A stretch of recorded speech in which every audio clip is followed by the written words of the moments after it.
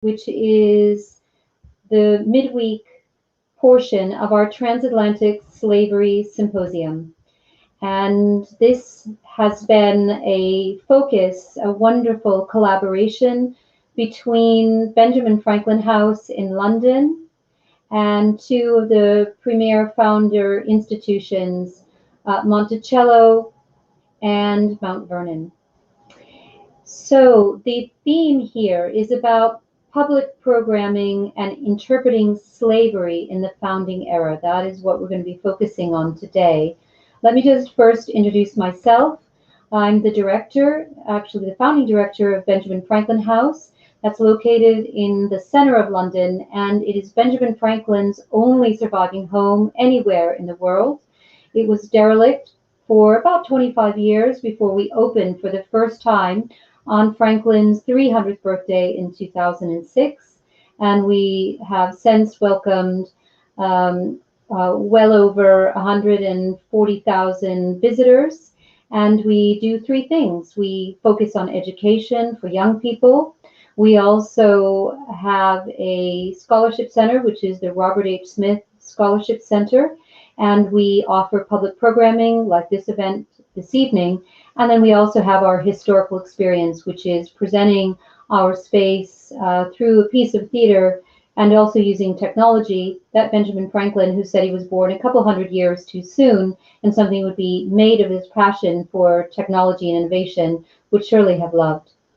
And it's relevant for our discussion this evening. And you're in for a treat because I have two amazing colleagues that I want to introduce you to now. I'd like to start with Brandon Dillard. And Brandon is the manager of historic interpretation at Monticello. He trains and supports staff, and he also acts as an institutional representative to help others understand how race, class, and gender and power intersect with the construction of public memory and the creation of historical narratives. He's also associated with Getting the Word Out, Getting Word, which is an oral history project in various capacities since 2013. And Brenda Parker is our other colleague, who is the coordinator of African American interpretation and special projects at Mount Vernon.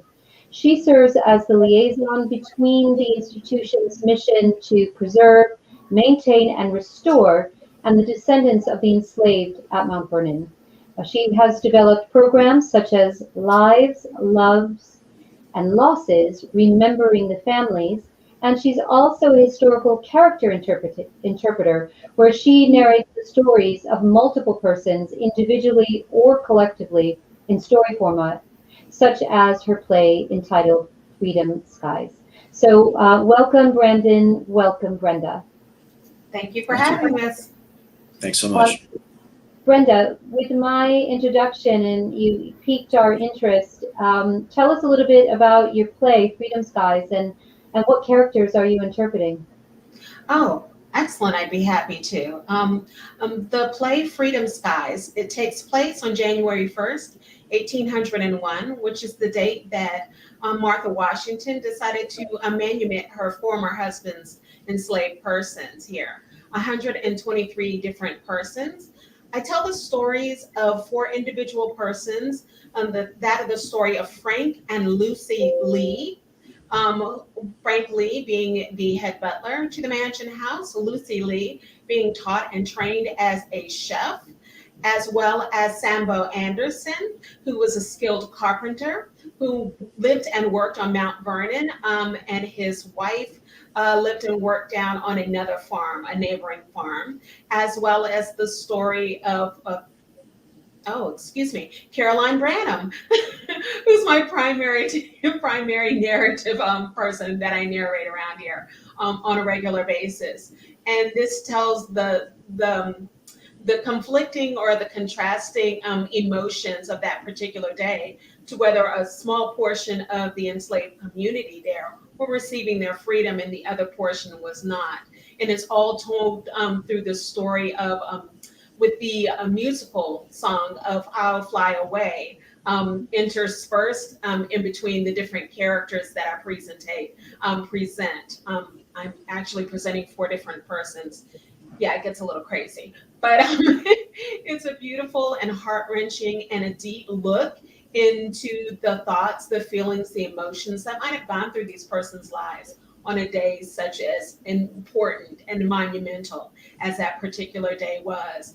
And also giving the viewers or the people that, that come to see it or to listen to it, also an opportunity to get to know a little bit more about the world that was then, as well as everything else that was going on at that particular time, and then also into the future, because these persons you're able to track these persons' lives. If you go to our exhibit of Lives Bound Together, a lot of these persons are also featured in that particular exhibit.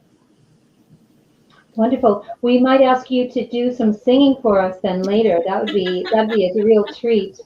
Brandon, I'm curious, how did you come to work at Monticello, and what is it about your role that you really enjoy?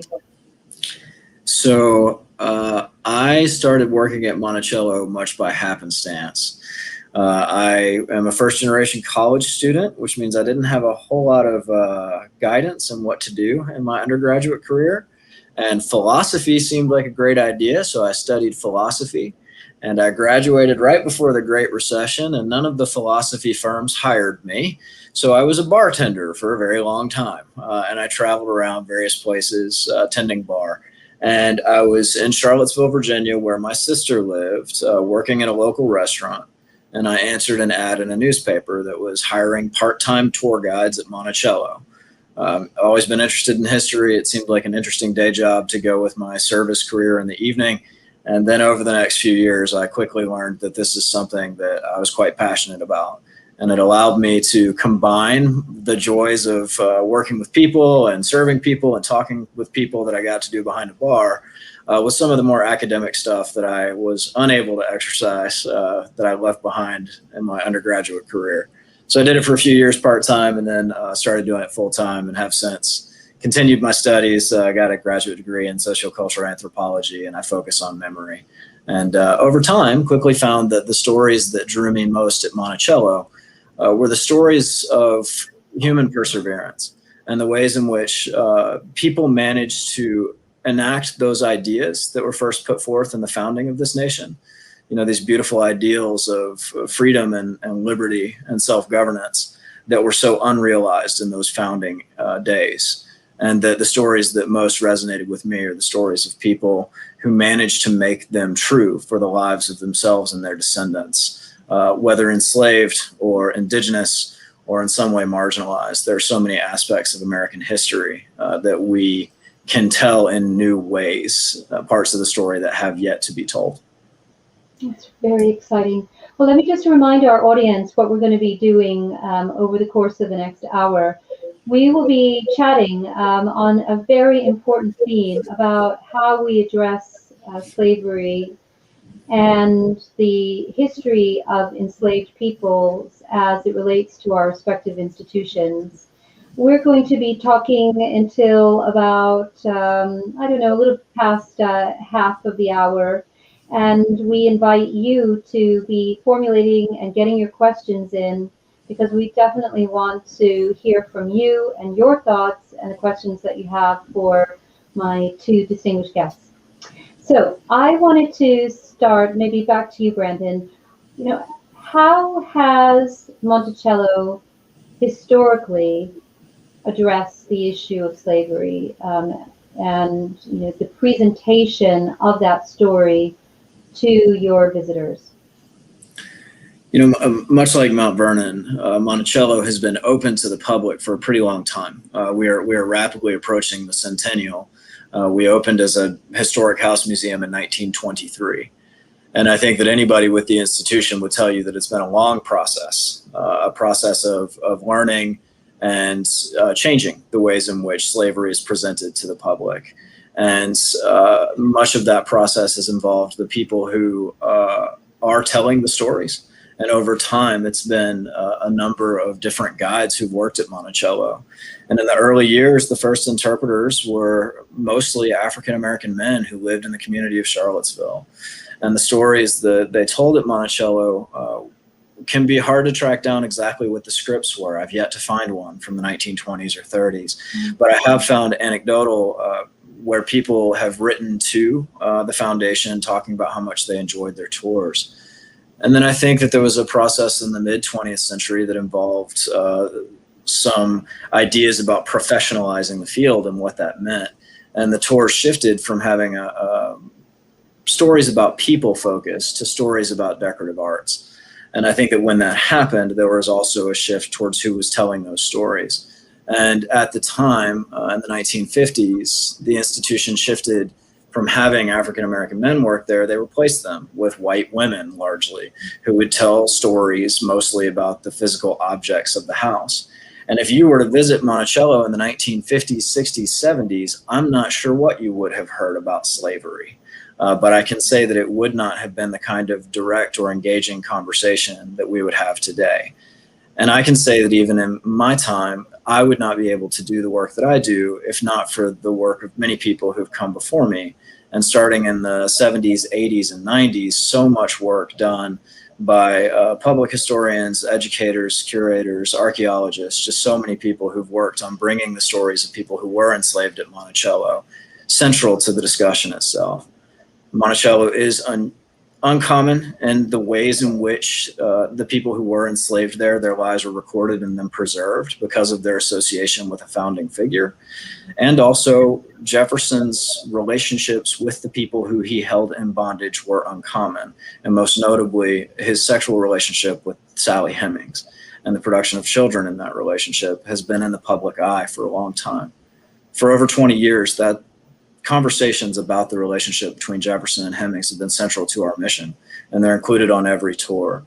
And I would say that over the last 10 years, the public consciousness abroad, and this is the larger civic conversations of people in the United States, have changed about the ways that people will readily grapple with race and legacies of racism associated with transatlantic slavery and what that means. And so now the emphasis on the individual stories of people who were enslaved at Monticello is key to understanding the place, but it's also integral to our interpretation that the visitors who come there understand that the reasons why these stories matter so much is because the world in which we live today and some of the troubles that we're still trying to unravel with post-colonialism and racism directly stem to this long arc of transatlantic slavery. So Brenda, for you at Mount Vernon, what has historically been the way that history was presented? Oh, goodness. Here at Mount Vernon, I believe it was a tiny bit of a similar start in that a good majority of the employees that were here initially when the Mount Vernon Ladies Association opened it up for visitation were actually descendants of enslaved persons. And so you have people like, oh, forgive me, I can't think of his name right now, William Holland, I believe it was, who was the original tomb keeper, so to speak. And he would position himself down at the new tomb of General George Washington and tell all those wonderful little tales about, how he was there and how his father did this and his brother did that. Again, telling those stories of nostalgia, and trying to, engage the visitors' response, as well as also, I guess, entertain them slightly in an effort to receive monetary compensation in the form of a tip or a gratuity. There's a wonderful story that was told by the descendant of Mr. William Holland, where he said he would tape $1 to the inside of his cap, and at the end of his presentation or spiel, he would bow and tip his cap forward, and that was everybody's opportunity to give him a little tribute. He also, I believe it was, sold wooden canes from the trees that were around. So you also have to think about this in terms of what was the world, what was society offering to an older Black person that was formerly enslaved in society? What were their means of, making a living and taking care of their family and things of that particular sort? There's a couple of other people that were working inside of the mansion house and around the estate. Sarah Johnson had a whole entire book written about her. It's called Sarah Johnson's Mount Vernon, where I found out so many different interesting facts and stories about the original persons that were, receiving people in for the tours and things of that particular nature. I believe that the regents, the Board of Regents, the Mount Vernon regents and everything, they might have been giving some tours initially, but as far as grounds maintenance, as far as, upkeep of the property and gardening and things of that particular nature, even cooking and things of that particular sort, a lot of it was done by formerly, descendants of formerly enslaved people, if they weren't actually themselves descendants, if they weren't themselves formerly just enslaved as well. So we have that beautiful history as well. And very similar to what happened there at Monticello, it did evolve once we transitioned into more of the material aspects or the more material culture. That's again when, the presentation of those persons presenting it, less and less people were coming for that particular, the stories of way back when, the nostalgia of it, and more people were coming, to look at the artifacts, to look at the fine china, to look at, the teas, tea sets and things of that particular sort, which were still connected to those persons that were there originally. And that's the whole premise of our Lives Bound Together exhibit, is that we take a very closer look at those particular objects and connect those objects to persons and those persons to stories and to a community and to the world at large here. Well, it's really interesting because for both of your institutions, it really started with an oral history, didn't it? Yes. As a way of telling stories that had been passed down. For Benjamin Franklin House, because we had been built as a lodging house, and that's how Franklin got there, although he was said to be less a lodger than the head of a household living in serene comfort and affection, you can imagine. He turned it into his house. He had a wonderful landlady and her daughter, and in fact, the daughter is our principal character when you come to see our historical experience. But I'm curious if we can go back, Brenda, tell us about George Washington and his position on slavery, because we think we know our characters, that we as citizens, as I'm based here in London, and I'm a proud British subject, but I'm also a proud American citizen, actually born on the 4th of July, so it's rather fitting that I have a job I do. But we don't often know as much as we think we do.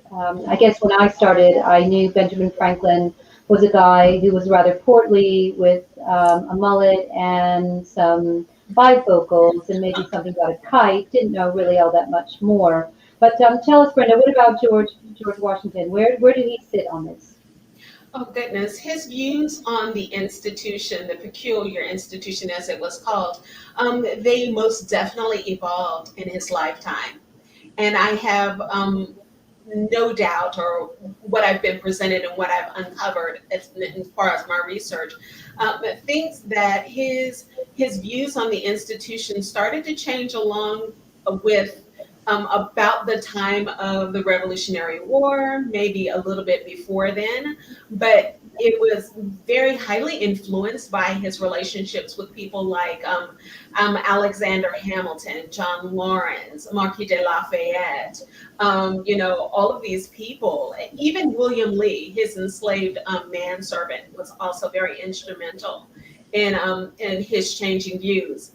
There are a lot of quotes that I use when people come when they address me, I'm not going to say confront, when they address me and I'm in character concerning Washington as being a slaveholder and everything. And they'll say, it's like, well, how can he own, slaves or this, that, and the other? And, in an attempt not to make an excuse for his choices, I'm just stating the fact. Washington was known as saying, there's not a man greater than myself that wishes to see for the slow, gradual abolition of it.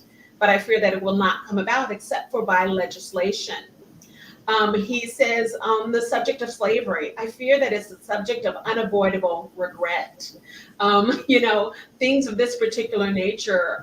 He also said, he was talking about the institution itself and recognizing and realizing and claiming his part in it, saying, calling the enslaved people, he says, I have concerns about these persons who are in this unfortunate condition, whose labor I benefit from, I profit from. So he absolutely knew what he was doing, and then he tried to make, well, he didn't try to make, he made decisions that either supported his thought to gradually emancipate them or to free them, or either he made some decisions that were further reinforcing the institution or supporting the institution. Case in point, the Fugitive Slave Act or law that he signed into being while he was, as president, which states that you can go into any slaveholding territory and retrieve your property in humans. Brendan, how about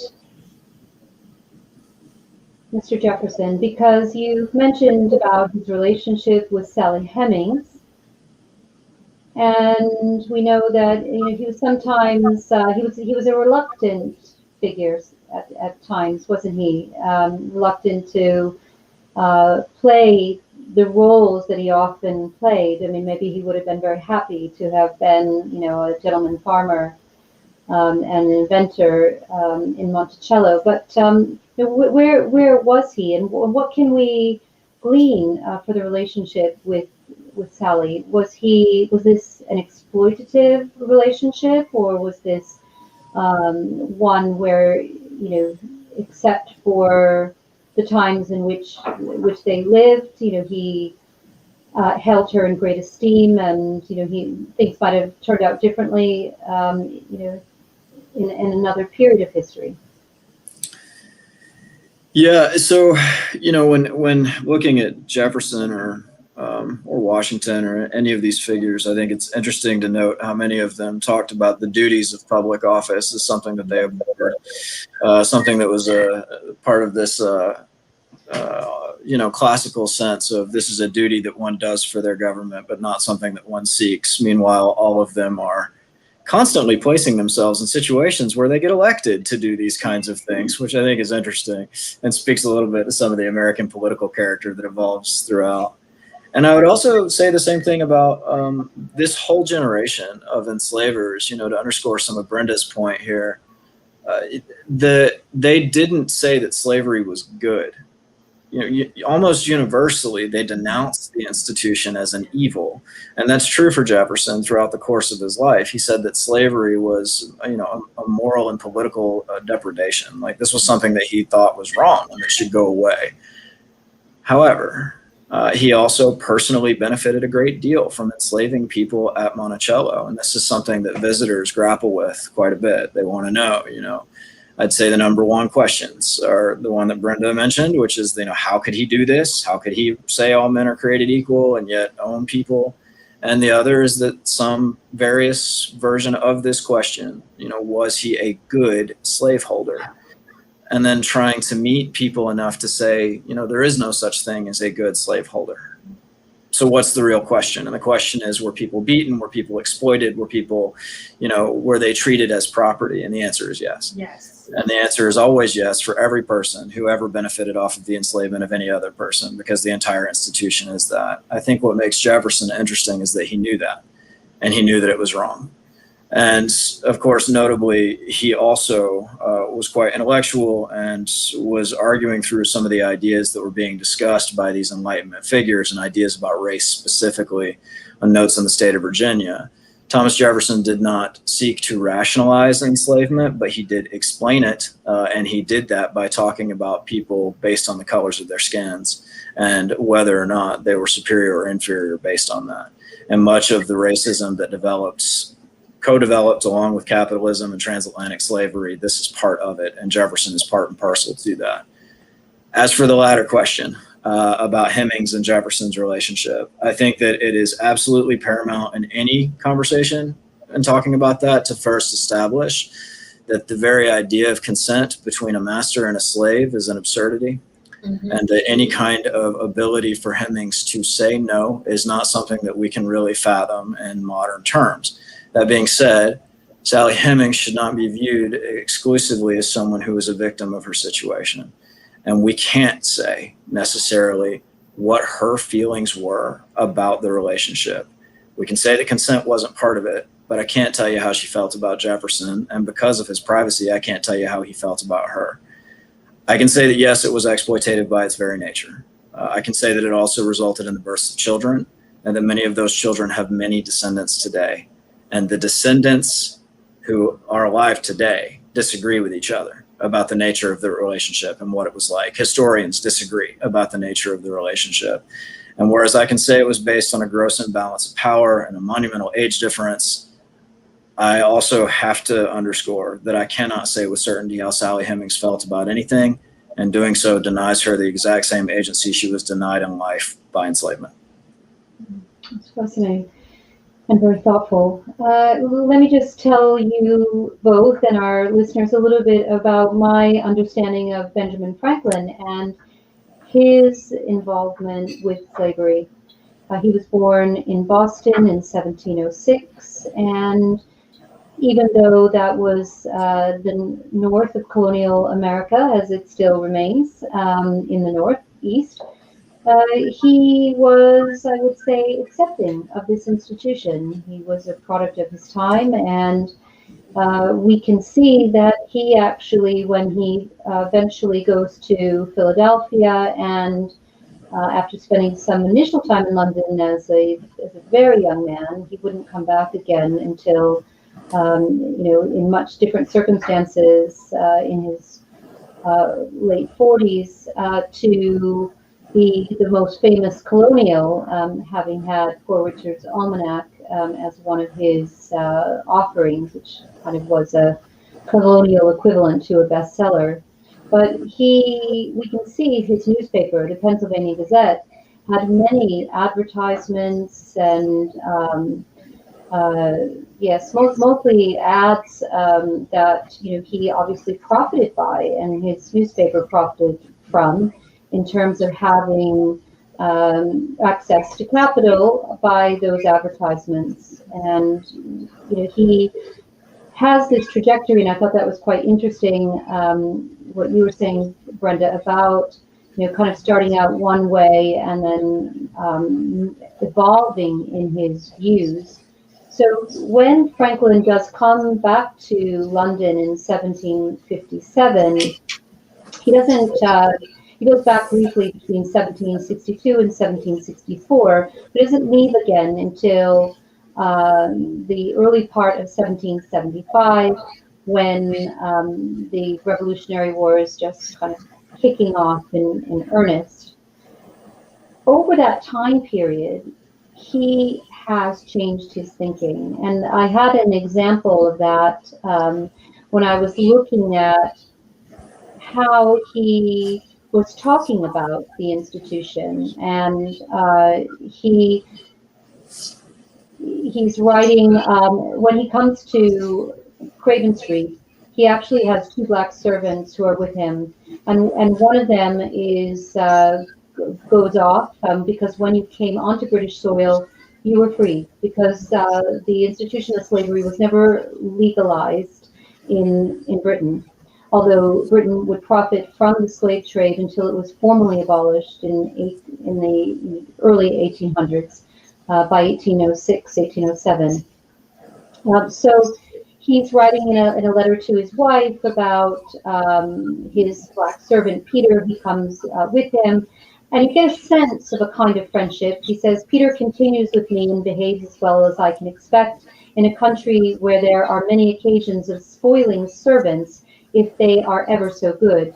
He has a few faults, and I see them with only one eye, and I hear only with one ear. So we rub on pretty comfortably. He goes on in this letter to talk about how his other servant, King, had gone off and was finding his own way in England and had found kind of a good situation as a servant and was being educated. And he also comments that he was taught to read and write, to play the violin and the French horn, and some other accomplishments more useful in a servant. But it isn't until 10 years later that he is referencing Granville Sharp, who was a dynamic British individual who was really a pioneering abolitionist. And so we began to see a change in his approach and his thinking. He also was co-opted to be part of something called the Bray Associates with another historical figure, Dr. Johnson, he of dictionary fame, and that was about educating former black enslaved people. And so this is beginning to augment and change his views. He also had a friend, a gentleman named Dr. Richard Price, who was a philosopher and a nonconformist, and who also influenced his views on the practice of slavery. And so when we get to the end of the Revolutionary War, we have a situation in which Franklin returns back to Philadelphia to close out his days. And his last public act, his last formal role, is to serve as the president of the Pennsylvania Society for the Promotion of the Abolition of Slavery. And then he is writing using the techniques that he's used throughout his career, like having pen names and coming up with treatises and different ways of trying to convince his audience of his subject, in this case, that slavery was an abomination and it needed to end. So we have a complicated situation because we cannot forgive or brush over those years in which he profited from this institution. So how do we present this and do that appropriately? So it's something that we are thinking about. We have on our plans to revamp and reinvigorate the space at Benjamin Franklin House, which is a wonderful, quirky Georgian building, which was originally like 2 up, 2 down. So we're not talking about, the great, beautiful spaces that you have, respectively, at Mount Vernon and Monticello, but in our space, which we call our introductory seminar room, we're going to be thinking about this, and we want to do this right. So you're a little bit farther on your respective journeys. So, Brandon, you talked a little bit about, how things have changed, and it was similar with what Brenda said about focusing on the objects instead of the stories for a big chunk of time in the 20th century. But how has this accelerated in the wake of the Black Lives Matter movement, and what do you see for the future? And Brenda, I'll be curious to find out from you as well. Yeah, and I think that one of the things that Brenda said that I liked is that the stuff is also really important. Like, you got to tie the stories of the people to the stuff. And any one of us could go give a lecture in a classroom that doesn't have any historical tie to these important places where history happens. But I think all of us do what we do because we love the places themselves, and because they hold this memory. Even when it's a painful memory, it's important to learn from it. And I think that it's a process that we're still engaging in, and it will always be a process. And I'm certain that there are things that I'm saying and writing today that 20 years from now, people will be highly critical of, and I welcome that. all I hope is that I have the humility and the wherewithal to grow with that critique over time. And I hope that all of our institutions in the field will do so as well. And I think that by its nature, it's comprised of people who are inquisitive and who want to do not only what is interesting and what teaches us about the past, but what helps us advance as societies forward. And I think that, the last part of your question there, particularly working out of Charlottesville, Virginia, over the last few years, obviously there have been many conversations about race and what that means.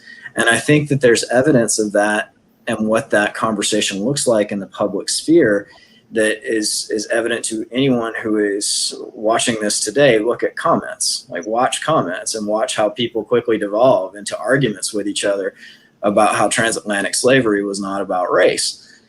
Which shows a clear misunderstanding of the evolution of what racism is, as well as the evolution of transatlantic slavery and capitalism, and how all of those things result today in the world in which we live.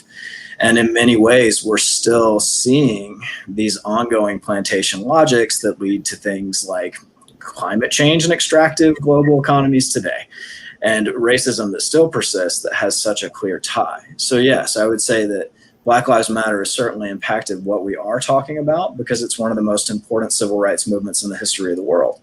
But I would also say that all public discourse that looks at these conversations and is starting to reckon in the ways in which race and power and memory tie together is becoming more public and more common. Academics have been talking about this stuff for decades and decades, but now read about it on Facebook. And so I think it's interesting to watch the ways that people come with so much more knowledge and baggage and thoughts about this stuff than even when I started giving tours 11 years ago. It's a different time, and in some ways it's harder, but I think in a lot of ways it means that the work itself is so much more important. Mm-hmm. Yeah. Brenda. I have to agree with you, Brandon, on that, where yes, the work is definitely much more harder. I feel it every single day, every single week, and when you come here, and it is part of everybody's emotion or their feeling. I was introduced to the first rendition or the altered rendition of our Enslaved People of Mount Vernon tour. Our incredible director of interpretation, Jeremy Ray, he invited us in, and I'm a character interpreter, and knowing that I would never give that particular tour, but he invited myself and my colleague at the time, Jonathan Woods, and we went over there, and he was introducing, he was trying to talk about people's mental faculties or where they stand emotionally, the general visitors or the guests that we get here. And so we were, he presented to us, the graphic of the stages of grief. And ever since I grasped hold of that concept, it's easier for me to know how to address the visitor in the response that they're, that they hope to receive from me and the questions that they have. So I understand when somebody says, but he was good. Yeah, that's the one. But he was good, right? So he was nice to them. He didn't beat them, right? And it was like, no, those things happened here. And he might not have been the person holding the whip, but he was very well, aware of, the person that did it and the reasons why that person did, that particular thing. But I think the thing that is assisting me in my journey and my job here is trying to present the intersectionality between these two different worlds or all of the different worlds. And so with the program that I created, Lives, Loves, and Losses, Remembering the Families, the intersectionality met at death. It met at life in itself. It met at love, all of those different things. And so I'm presenting this particular family and saying they were a family. This was a wife. This was a mother. This was a father. This was a husband. These were children. These were siblings. And then you look at the Washington family. She was a wife. She was a mother. these were sisters, these were brothers, these were siblings, and then you look larger. This was a community. This was a household. This was a neighborhood. And so when people can identify themselves in the story, it kind of removes the color or the class system away from them. And then that restores humanity. I think that's what the challenge, I honestly think that that's what I'm up against every single day, is restoring the humanity to my American ancestors, to these people that were before me, and if they can see the humanity in these persons and not see them as, a piece of property, a piece of movable property, then maybe they can understand why we're out there in the streets pushing to say these Black lives matter, instead of saying, well, all lives matter. Until these Black lives are recognized as being humans, until they're recognized as having feelings and experiencing pain and love and laughter and joy and separation the exact same way as the persons who enslaved them did, then they won't matter. And we're just saying that they all, these Black lives matter then, and they matter today. Simple as that. So. Yeah. We're three institutions that are collaborating on this topic, but have either of you been reaching out to other museum colleagues, and what's happening in those conversations and activities? Yes, and we have here. Recently, I believe a trip was made down to Colonial Williamsburg. Even though they're a much different format than we are, we're trying to collaborate with them in some efforts to try to understand the ways that they did training for their character actors and the people that come in direct contact with a lot of the visitors, inquiries and questions and things of that particular that particular sort. So I know that was the most recent thing. We've also made it a trip up there to visit Brandon at Monticello a couple of times as well. So we're trying to use collaborative forces as much as possible and not reinvent the wheel and say, did that work for you guys? Or why don't you try this and let us know how it works out. And Brandon, for you, besides the connection with Mount Vernon? Yeah, I would just agree with Brenda. I think that, surprisingly, there is like a whole field of organizations that are Virginia presidential historic plantation homes. So there are quite a few of us right in the surrounding area that work together quite a bit, and Montpelier and Highland are just here in town. So, working with Mount Vernon, the four sites have worked together many times over the years. A lot of us are very close with each other, which is one of the reasons I think why we were so excited to join this, because we're able to have a conversation with you all on the other side of the Atlantic. And I think that in my experience over the last couple of years, this has increasingly been a major topic of conversation for historic sites all over the country. And the ways in which the transatlantic slave trade impacted the founding of America is something that is universal. And so places as far and wide as, Whitney Plantation in Louisiana is doing great work, McLeod in South Carolina is doing great work, and even places that might not seem like the connection is clear, places like Eastern State Penitentiary in Pennsylvania, there are conversations there about the ways that race intersects with incarceration and what that means today. So I'd say across the board, everybody is having these conversations throughout the field. I've got a couple great audience questions, and let me just remind our listeners, please send these in so that we can ask Brandon and Brenda, for their thoughts. But this question, someone has written in to know, what kind of responses do you get from the guests at your institutions, and how do you walk that line in terms of interpretation? One of my favorite responses is when people say, I never thought about it that way. And that's all we want to do, is to give them a different perspective, a different viewpoint, instead of making it a singular story all the time, because there's a challenge, there's a problem that's problematic altogether when it's a single story or a single narrative. Yeah. And that's what I most hope to hear from any visitor, is just, I never thought about it that way, or I didn't know that, or can you tell me more? Where can I get more information? And then I'm quick to give them a list of books and send them to the museum. Wonderful. How about for you, Brandon? We do a lot of visitor surveys. I know that's something that all of us do across the field.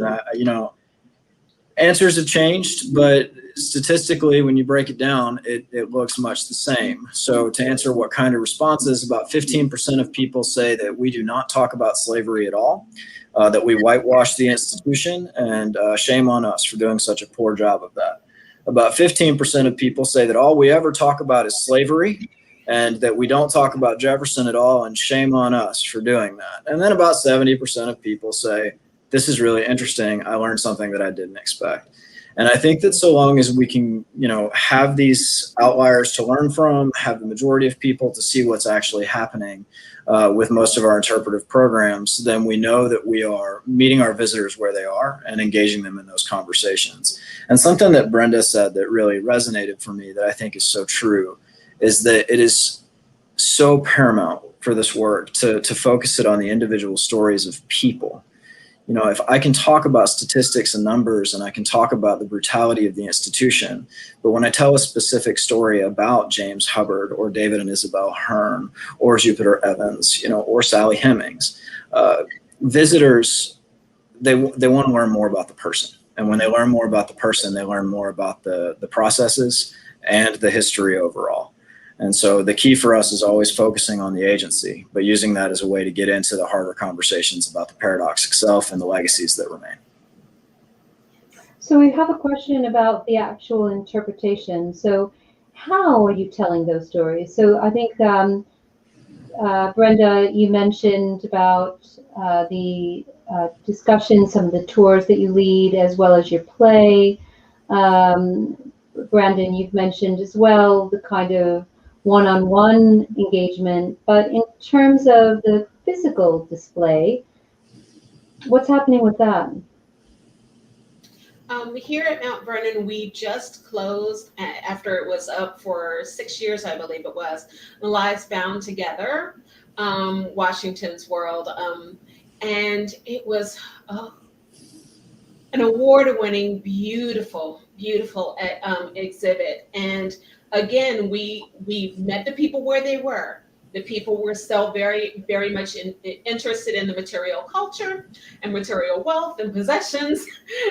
So we had this exhibit, and it starts off with the front parlor. It starts off with like a dining room, I believe it is. And there's a beautiful map of the world, and it shows the directions of the Transatlantic Slave Trade, and where Washington are getting these people from. Where are these enslaved persons coming from? What regions in the continent of Africa are they coming from, and everything like that. And it starts off, there's a beautiful punch bowl, and most people don't think about the contents that were inside of that punch bowl are just as important as the punch bowl itself. And so you're getting the rum in there and the sugar that's in there. Where's that rum coming from? Who's cultivating that? Where's that sugar coming from? Who's cultivating that? And how did they get there to where they are? And then it moved over to the dining room, setting, and you have, a beautiful coffee pot there. And you see this silhouette, a beautiful composite silhouette of Frank Lee as the butler, serving the coffee. And the Washingtons were absent from, for most of it, but, except for like a painting on the back of the wall. So we're drawing people back into the interests, educating by means of the interests of, their curiosity in the material world. Again, possessions. And I thought, coveting stuff was one of the deadly sins. Anyway,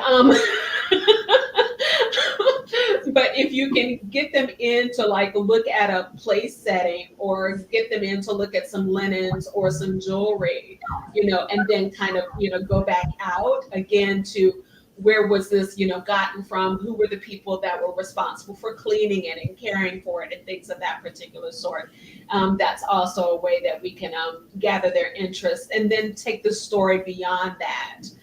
Because at the end of that exhibit, which is now available virtually online, so everybody that is watching this, you can go on this afterwards and go through the museum exhibit yourselves. But the end portion of that beautiful exhibit are testimonials or interviews by some of the descendants of these enslaved persons. So you get to hear them in their own words and their own thoughts of how they thought about the man, about the institution, about what the Ladies Association is doing here to represent, as part of their legacy as well. So. Well, I think that's a wonderful response to this question. When you interpret, how do you help guests see events from the time period instead of a 2021 lens? Any additional points on that, Brendan?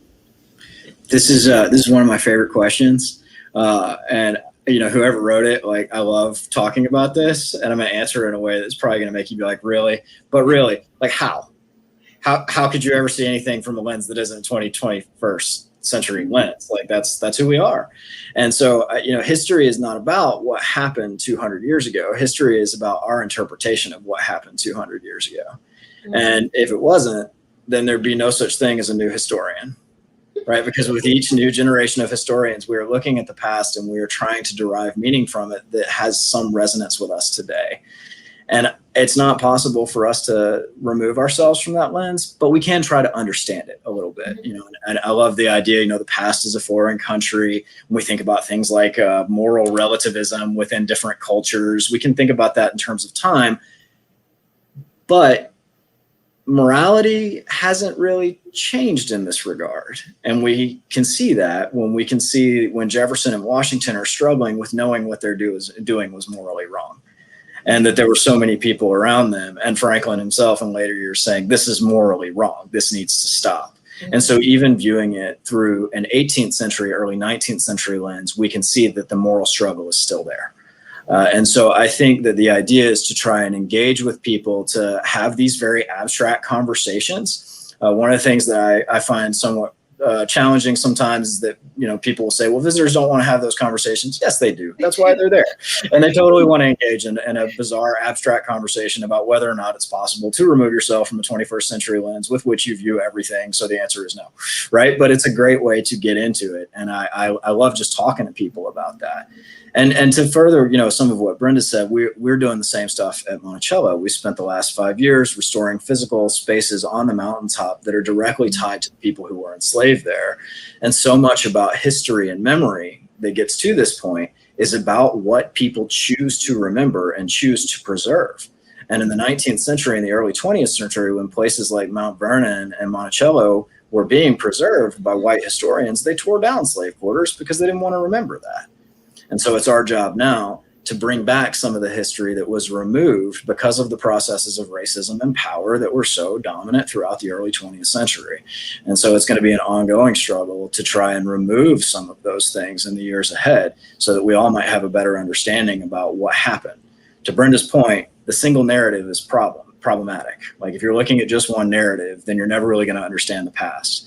We can't have an objective understanding of the past, but we can have a more diverse and a more inclusive understanding of the past. And in so doing, that might get us a little bit closer to knowing what was actually going on. Well said, sir.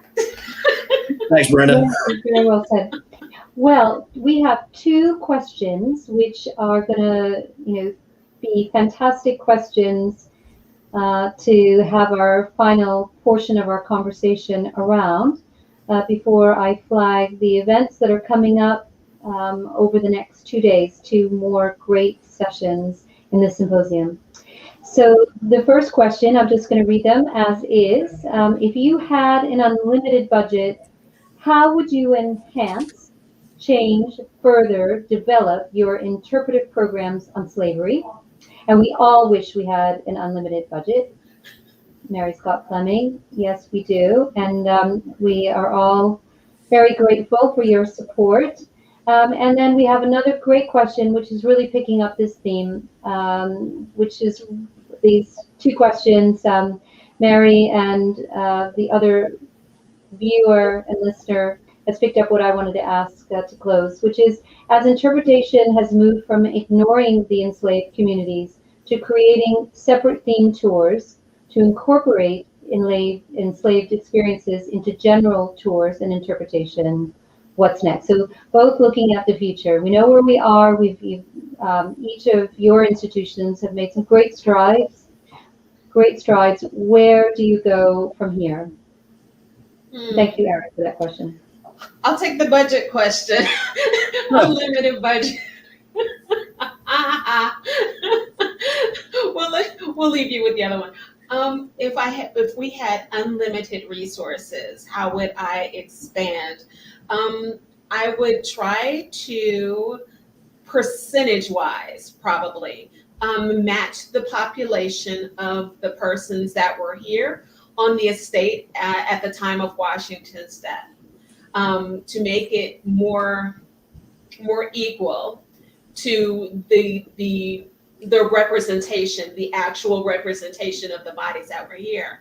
When I'm informing guests as to how many enslaved persons there were on the property, and I say 317, and they go, what? And then they ask, well, where are the rest of you?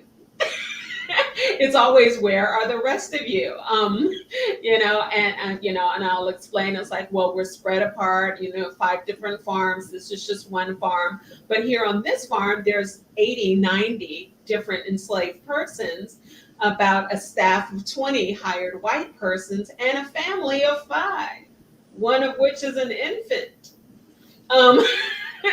Do you really need, 10, people inside of the mansion to attend to a family of 5, one of them being an infant? And so that particular thing, I would definitely increase staffing as far as representation there is concerned. And that also includes the hired people that were here in the different occupations. We need some overseers around here, some tailors and what have you, and things of that sort. The other thing that I would do, which is very, very something that is extremely needed, if you are a Black person and you are interpreting somebody and that was enslaved, we need more mental health services and more support as far as that's concerned, because that is something, that psychological confrontation, that psychological damage, and the traumatic experiences that are brought up every single day, every time that you're here interpreting, is something that is not healthy for any individual to constantly be put in that particular position, especially since we know that so much in the world has not changed as far as the constant injustices, the inhumanity that's inflicted upon us daily, just while occupying the skin that we happen to be in. So that's what I do with all that magic money. And so I need sponsors. People, start making donations now. Thank you. A great call out, Brenda. Thank you. Brendan? So I'll take the other one. And I think that, thank you for saying all of that, Brenda, because it's true. It is one thing to have to talk about slavery all the time. It seems like increasingly now people who do this work have to defend why they're talking about slavery all the time at a slave plantation. And it's mind-boggling, and it's ongoing in ways that are more aggressive than have been in the past. And I think that the question of the evolving incorporation of stories of slavery has been ongoing at Monticello for as long as I've been there. and so well before. And the restoration of physical spaces and incorporating stories of enslaved people throughout the physical experience of visiting Monticello has been a decades-long process. And over the past few years, a major restoration project, the Mountaintop Restoration Project, would restore so many physical spaces for enslaved people that visiting Monticello today is a completely different experience than what it was 20 years ago. And as part of that, of course, there's an exhibit on the life of Sally Hemmings that's in one of the spaces where she very likely lived. And just next door to it is a physical exhibition on the Getting Word African American Oral History Project, which is a project that's in its 28th year. My colleague Andrew Davenport is going to be talking about with this symposium on Friday.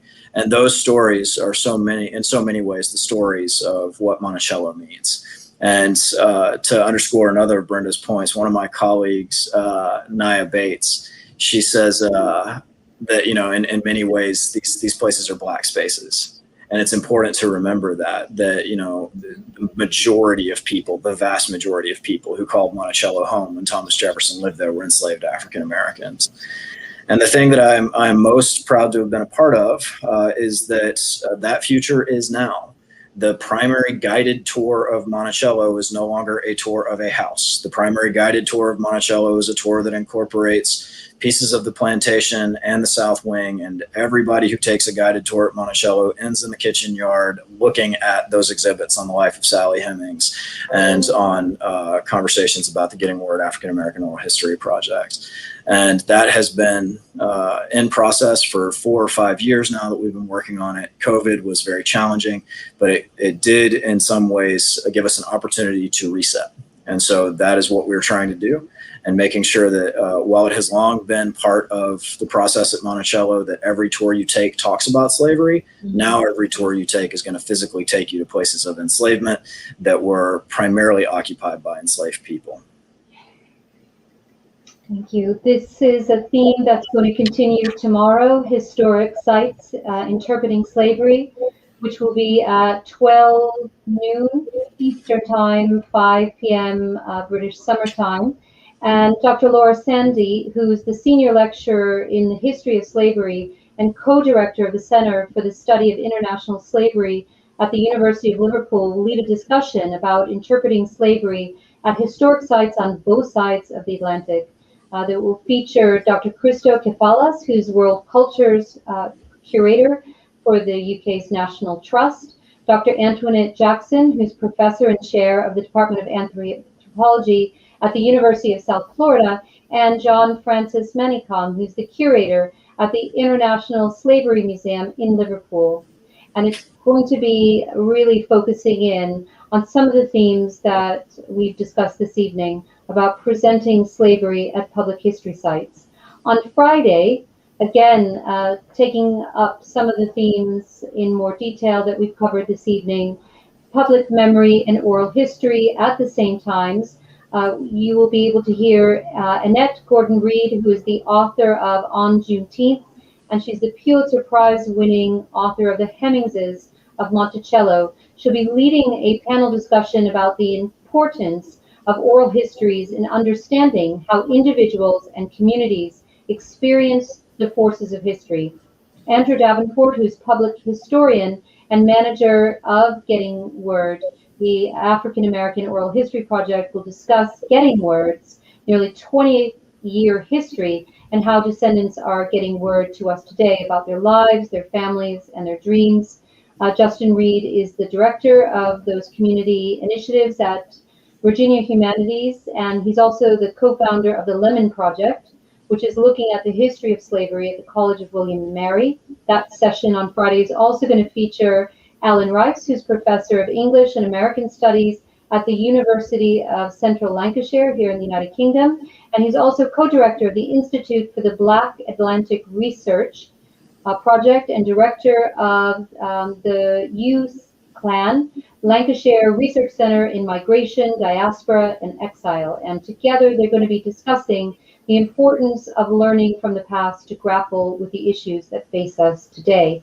If you've missed any of the sessions that have taken place since the beginning of this week, please visit www.monticello.org/TSS And you can also visit Benjamin Franklin House's YouTube channel or on the Benjamin Franklin House Twitter account. So let me just close by saying thank you so much to the colleagues at Monticello, at Mount Vernon, and my own colleagues at Benjamin Franklin House for the fabulous session today, and particularly to Brendan Dillard and to Brenda Parker. Thank you.